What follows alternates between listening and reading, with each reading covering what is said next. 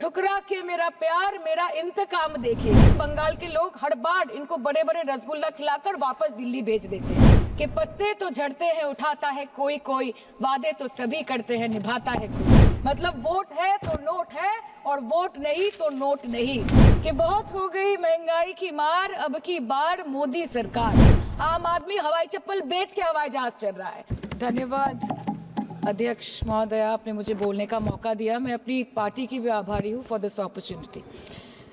Madam, supplementary demand for grants is a constitutional pre-arrangement, and I agree that it should definitely not be objected. But it also raises the question as to why does the government need further allocation when it has not been able to spend what it already has. In financial year 24, government's final consumption expenditure was 14%, but it decreased to 4.4% in financial year 25 second quarter.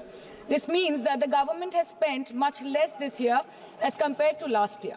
In the first quarter of 24-25, government spending was 4.15 lakh crore, and many cited model code of conduct a reason for spending less. But in the second quarter, it further decreased to 4.1 lakh crore.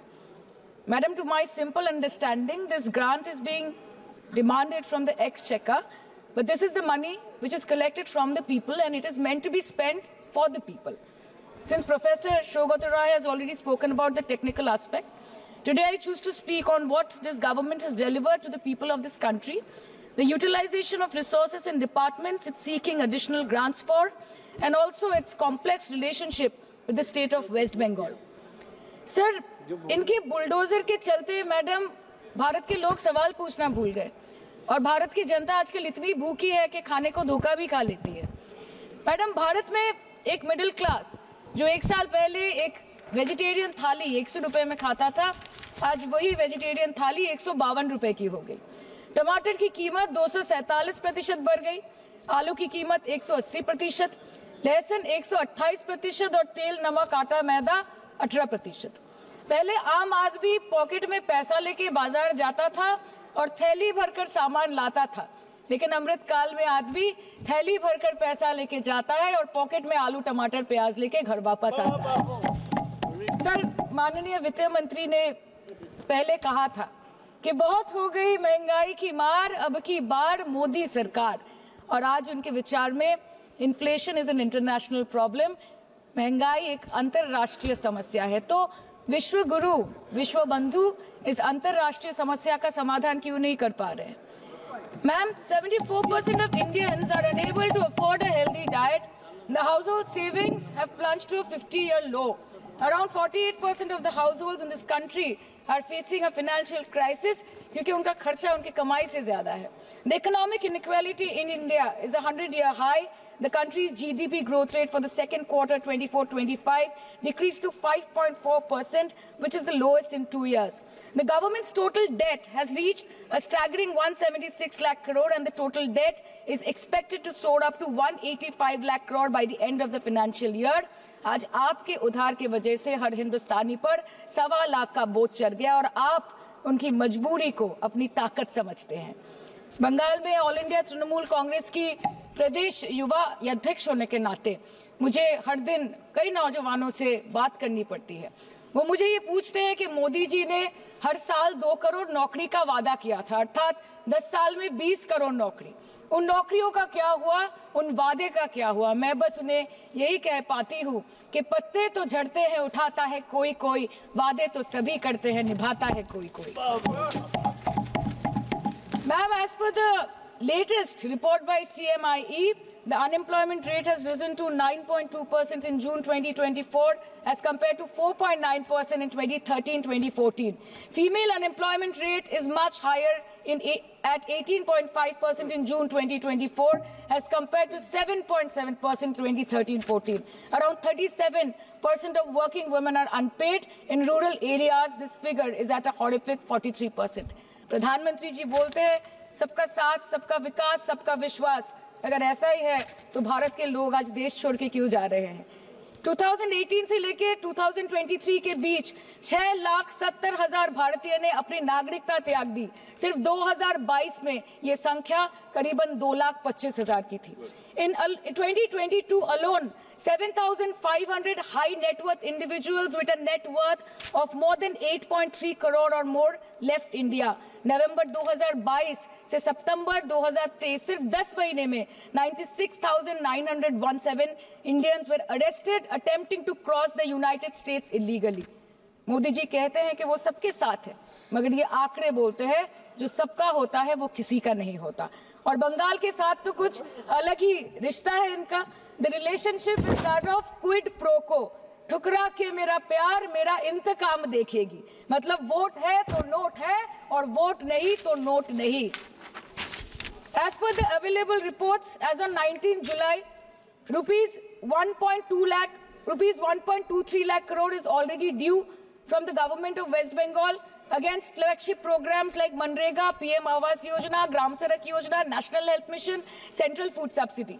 Further, 40,806 crore is projected dues against these schemes, bringing the total amount to a staggering 1.71 lakh crore. Madam, health care की schemes में सिर्फ fund हमको दिया नहीं जाता क्योंकि colour coding match नहीं करता है।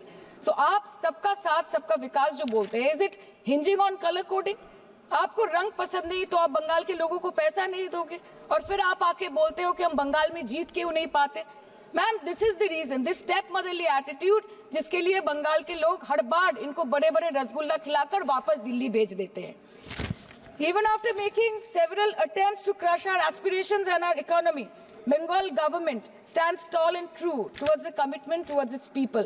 बंगाल में सिर्फ दीदी है तो मुमकिन है। The West Bengal government started transferring money to the bank accounts of 21 lakh people who worked for 100 days scheme without receiving any payments from the central government for Manrega. Even before Ayushman Bharat, in Bengal, Shastra Shati, a cashless scheme was launched, providing treatment cost up to 5 lakh per person belonging to any strata of the society. आज कलकत्ता के किसी आलिशान private hospital में जहां पे एक अमीर आदमी की चिकित्सा होती है, वही बगल वाले बेड में एक गरीब मजदूर, एक गरीब किसान की भी ट्रीटमेंट होती है। यही है ममता बनर्जी का विकास। और आपके अमृत काल में the cost of medical treatment has been doubled in the last 5 years। आप फार्मास्यूटिकल्स के सर आरजीकर पे बात ना बोले, आपकी सीबीआई पे अभी तक कुछ बोल नहीं पाए। हम लोगों ने जो, हमारी पुलिस ने जो बोला था, they are still sticking to that. So उसके बारे में मत बात करें, ठीक है? आप उत्तर प्रदेश के बारे में बात करें ना sir. Sir, medical inflation is at 14%। Regularly लिए जाने वाले दवाइयों की कीमत 50% बढ़ गई। आप सिविल एविएशन के लिए ग्रांट्स मांग रहे हैं। एक डोमेस्टिक फ्लाइट, उसकी राउंड ट्रिप की टिकट 20 से 30 हजार में बिक रही है। आम आदमी आज हवाई चप्पल पहन के हवाई जहाज नहीं चल रहा, आम आदमी हवाई चप्पल बेच के हवाई जहाज चल रहा है। You are demanding funds for education but conveniently ignoring the fact that 11 lakh children have dropped out of school according to your own data. आज भारत में सिर्फ 47.51% स्कूलों के पास कंप्यूटर की फैसिलिटीज है और उसमें 9% के पास internet connection. In law and justice, you are not been able to provide legal aid to more than 1% of the eligible population. In public enterprises, 5.1 lakh public sector jobs have disappeared in the last 10 years.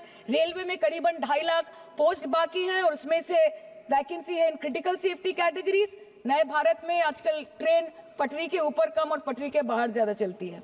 मुझे दुख लगता है इस सदन में ये कहते हुए मैडम कि मैंने अपने लोकसभा क्षेत्र जादवपुर लोकसभा क्षेत्र के लिए एक बारुईपुर कोबी सुभाष मेट्रो एक्सटेंशन की मांग की थी। मुझे डिपार्टमेंट से ये चिट्ठी मिली जिसमें उन्होंने लिखा है that this project is not economically viable and this project is unremunerative। तो आपको अगर सब जगह से पैसा चाहिए तो मुझे ये बात समझ में नहीं आती कि लोग खुद के लिए आपको वोट देते हैं कि आपके फायदे के लिए वोट देते हैं। मैं आपको इतना ही बोलना चाहती हूँ, दिस वाज द रीजन अपने प्रॉफिट के लिए आज इन्होंने सीनियर सिटीजन का कंसेशन भी बंद कर दिया और सीना ठोक के ये बोलते हैं कि 2022-23 अर्थ वर्ष में हमने 15 करोड़ वरिष्ठ नागरिक से 2242 करोड़ कमाए। धन्यवाद माननीय सदस्य। मैं 2 बात और बोल के खत्म कर दूंगी कि लोकसभा पे खर्च करके क्या फायदा मैडम, जब यहाँ पे विपक्ष को बोलने का अधिकार ही ना हो। लोकसभा के लिए भी तो ग्रांट मांगा है ना मैम। और अभी सर बोल रहे थे कि बेटी बचाओ बेटी पढ़ाओ, तो 10 साल पहले मोदी जी ने लॉन्च किया था, लेकिन उसके 80% पैसे सिर्फ पब्लिसिटी और मार्केटिंग और एडवर्टाइजमेंट में खर्च कर दिए। आपके उत्तर प्रदेश, मध्य प्रदेश, राजस्थान में ना बेटी को पढ़ा पा रहे और ना बेटी को बचा पा रहे। बंगाल आए और देखिए कि ममता बनर्जी ने विधानसभा में अपराजिता एक्ट में बिल पास किया है, कन्याश्री किया है,